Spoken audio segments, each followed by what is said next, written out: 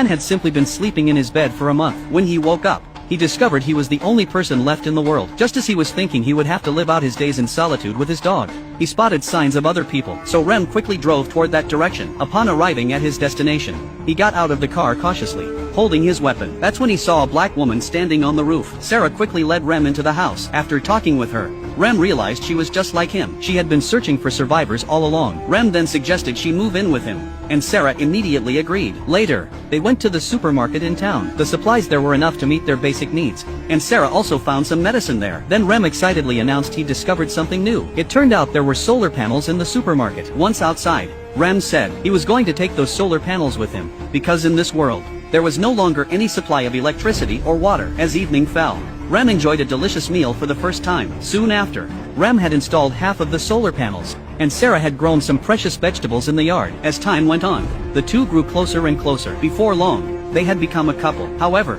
one day, Sarah told Rem some news. She was pregnant. Rem's expression immediately turned serious, because in this post-apocalyptic world, there were no longer any hospitals or doctors. He was terrified that Sarah might lose her life because of this, but Sarah firmly stated that she was determined to give birth to this child. After discussing it, the two eventually went to the town library and looked through some books on childbirth. Then they went to the supermarket to buy the supplies needed for the birth. They wanted to prepare every detail meticulously. Soon, Sarah's belly grew larger and larger. The food at home was no longer enough to meet her nutritional needs, so Rem took his hunting rifle and went to a nearby farm, where he found a herd of cows grazing, and carried out the first hunt of his life. When they returned home, Sarah seemed very happy. However, neither of them could have imagined that this hunt would bring disaster upon them. That evening, Sarah spotted a rat in the kitchen. Recalling the cows they had just slaughtered, Rem immediately realized that the rats must have been drawn by the smell of rotting meat. Soon, a commotion spread throughout the town. A dog's barking came from outside this window. Rem immediately witnessed a terrifying scene. The outside was swarming with rats,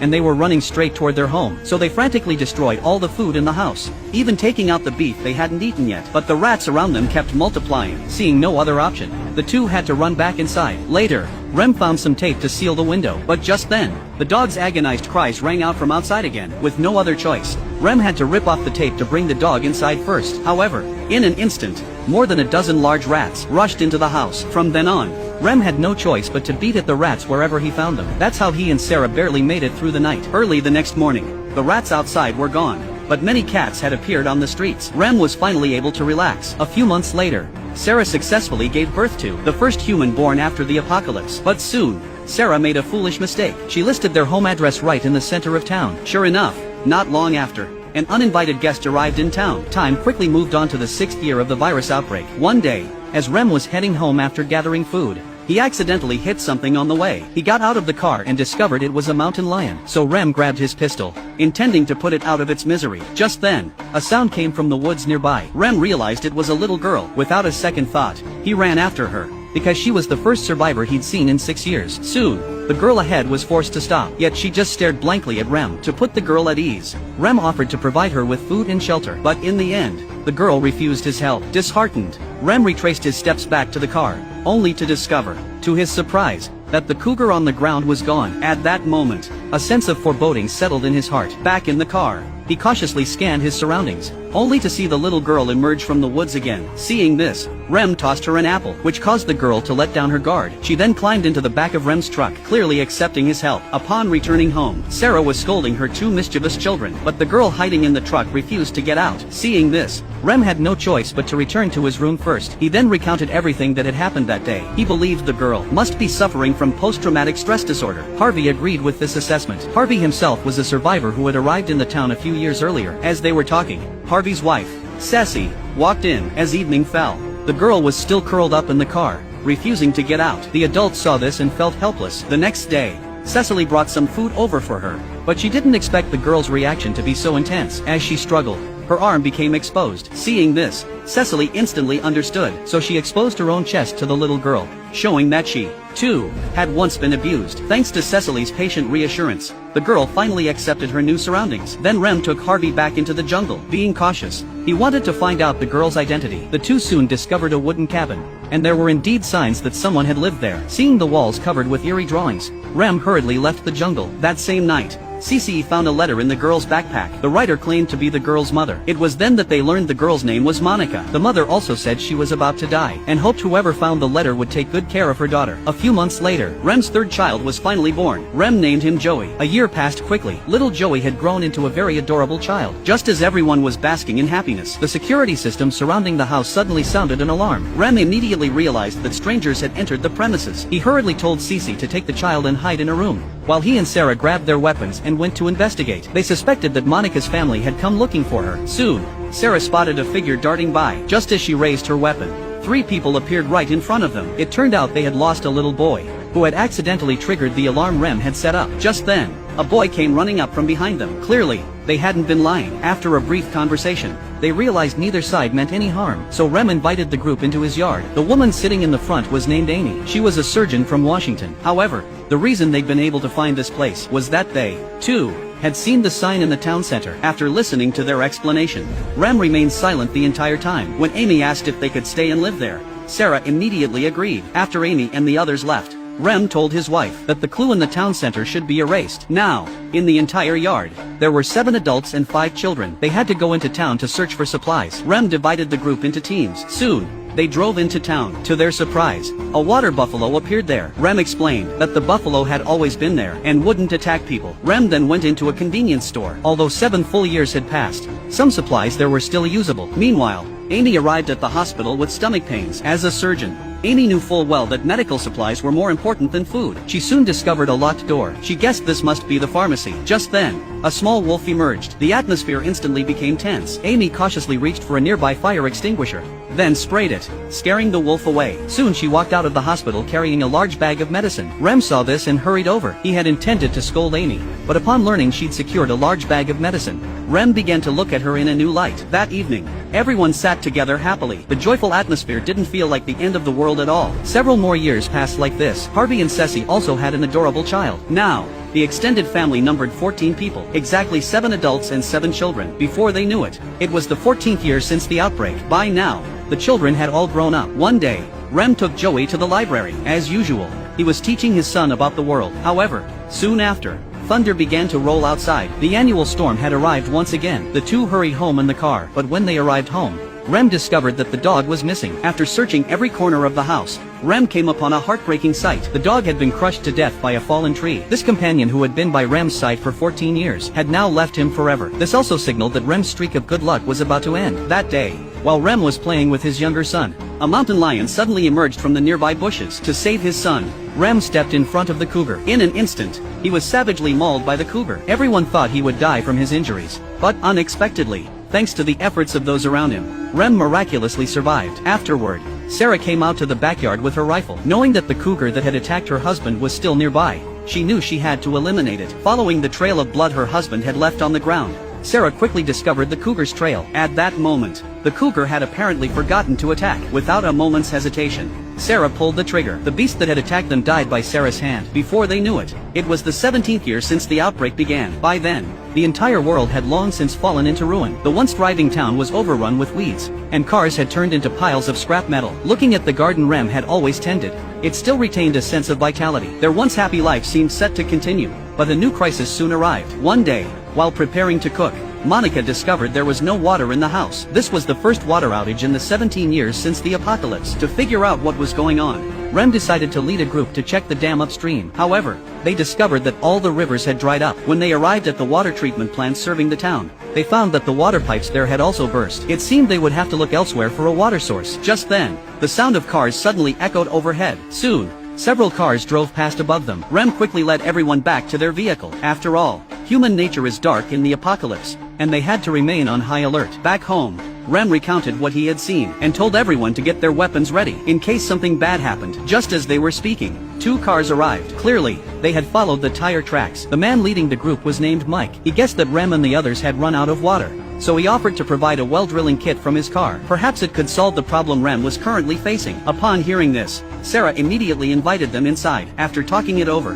Mike's team consisted of about 10 people. They had been searching for a suitable place to stay. Rem didn't comment on what he heard. Soon, Mike's team began drilling. Rem was also hopeful that this well would solve everyone's problems. That evening, after dinner, Mike believed that to survive, One must devour the weak to become strong. However, Rem didn't agree with his view. He believed that peaceful coexistence was the right path, but at that moment, Mike's expression was quite off-putting. Instantly, Rem grew wary. He suspected that Mike might not be a good person after all. The next day, Mike led his team to continue drilling. His every move carried the air of a leader. At that moment, Rem was overcome by a sense of foreboding. A few days later, Mike finally completed the well. The moment the water gushed forth, everyone began cheering. Overjoyed, Rem hurried forward to express his gratitude, but Mike refused Rem's thanks, saying he would soon replace him and become the new leader. Late at night, Rem stood on the balcony, lost in thought, when he suddenly heard a woman scream. He followed the sound, only to see Mike emerging from Monica's cabin. Seeing this, Rem rushed downstairs. Upon bursting into the room, he witnessed an infuriating scene. Mike had assaulted Monica, so he quickly gathered his family together. Rem wanted to discuss with everyone how to handle the situation. After some discussion, someone suggested banishing Mike, but Rem believed they should simply kill him. Upon hearing the proposal to kill him, everyone voiced their support. Then Rem knocked on Mike's door. Mike walked out with a smug look on his face. He knew why Rem had come, yet his attitude remained defiant. Rem told him to leave, but Mike said the only way he'd leave was by taking Sarah with him. Faced with Mike's blatant threat, Rem swung the sledgehammer in his hand. After a series of dull thuds, Mike was gone from this place forever. This was Rem's first kill in the apocalypse. Clearly, it was psychologically difficult for him to come to terms with. Soon, the members of Mike's group learned about what had happened the night before. However, they didn't protest. They, too, had long since had enough of Mike. But unlike the others, Jerry was furious at that moment. After all, he was Mike's loyal lackey. Rem didn't give him a second thought. Now that Mike was dead, the remaining members chose to defect to Rem one after another. Jerry had no choice but to leave on his own. Watching his receding figure, Rem couldn't help but wonder if he'd done the right thing. Fortunately, life went smoothly from then on. Before long, it was the 20th year since the outbreak. By this time, Rem's camp had become well established. They had water and electricity, and life was comfortable. One sunny day, his son Joey built a solar-powered airplane. This would allow them to soar higher and see farther. It seemed the revival of human civilization was just around the corner, but in reality, a new crisis had already arrived. That night, Joey suddenly knocked on his parents' door, but the very next second, he collapsed to the floor. Rem assumed Joey had a fever, so he hurried to find Dr. Amy for help. Little did he know that there were already two similar patients there. Rem thought a flu outbreak had hit the camp, but Amy said that wasn't the case. Their symptoms were exactly the same as those from the epidemic 20 years ago. She also said the virus was contagious, and they simply didn't have enough medicine. Soon, the ward was filled with patients. The virus spread faster than anyone could have imagined. Early the next morning, Rem drove out of the camp to search for medicine farther afield. Soon, his car was stopped by a roadblock. Although the area had weathered 20 years of wind and rain,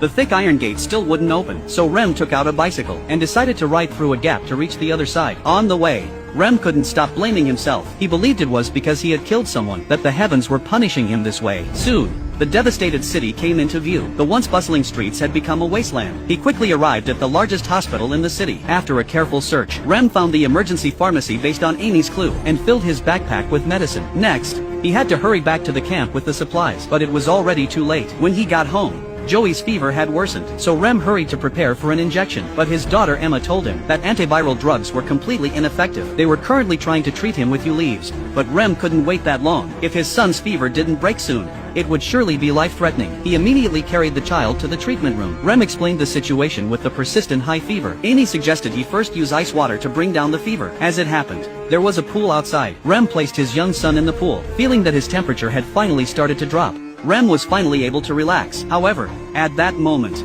Emma was called over to the neighbor's house. It turned out she had previously been in a relationship with the neighbor's son. Not long ago, the two had gone on a trip, but unexpectedly, she had returned alone. The couple wanted to know exactly what had happened to their son, so Emma recalled her harrowing experience. Back then, she and her boyfriend had said goodbye to their parents and left the campground. They traveled north for a very long distance. A few weeks later, they discovered a series of numbers, and strangely enough, whenever they arrived at a new location, those numbers would appear. So they followed the direction indicated by the numbers, but they didn't find the survivors they'd imagined. So they decided to camp on the beach, unaware that danger was already closing in. One day, a wild man suddenly darted out of the woods and quickly vanished from sight. When Emma returned to the campsite to look for her boyfriend, she had no idea that the wild man had followed her, and he killed Emma's boyfriend. At that moment, Emma noticed the tattoo on the man's arm. It was exactly the same as the one Jerry had had before he left. Jerry was still trying to apologize to Emma, but she was already furious. She grabbed the axe nearby and avenged her boyfriend's death. Finally, Emma buried her boyfriend by the sea. With her supplies exhausted, she began making her way back along the same path. After walking for several months, she finally made it back to the camp. After hearing Emma's story, Her boyfriend's mother immediately felt deeply sorry for her. By then, Amy's herbal treatments had begun to take effect, and some patients' symptoms had improved. Everyone thought the outbreak had finally been brought under control, but Rem's youngest son still died. Sarah was overcome with grief, and Rem faced the darkest moment of his life. In the end, 4 people in the entire camp died. The others were fortunate enough to survive. For some time afterward, Rem could not shake his grief. He went to the town center and defaced Sarah's message. Then he went to the library and wreaked havoc. He even considered setting the entire building ablaze. At that moment, his wife reminded him not to forget their eldest son and daughter, nor to forget that he was the leader of the entire camp. Under his wife's stern rebuke, Rem finally came to his senses. The next day, Rem climbed to the mountaintop. Gazing at the light before him, he sank into deep thought. Soon, it was the 21st year since the outbreak began. While sorting through his belongings, Rem discovered a notebook containing records of some of Joey's inventions, including a radio capable of contacting the outside world. After thinking it over for a long time, Rem decided to fulfill his youngest son's dying wish. He would use the radio to search for more survivors. However, after making all the necessary preparations, Rem tried many channels, but absolutely no one responded. As time went on, everyone lost hope. Perhaps Rem's camp was the only one left on Earth. During a casual conversation, Emma casually mentioned the past. She recalled seeing a set of numbers with her boyfriend. Rem immediately realized that the numbers must be a radio frequency, so he hurried back to his room and immediately sent a transmission using that frequency. Soon, they received a response. The other party reported that there were 77 people there who were now living in a remote seaside town and had never left over the years. When they asked if they could visit each other, everyone fell silent. They were afraid of encountering someone like Mike again, so they refused the request. Before they knew it, it was the 50th year since the outbreak. By then, Rem had grown a head of white hair. He passed his hammer down to his eldest son. The entire town was now brightly lit, clearly indicating that the population had grown, and human civilization was on the verge of revival.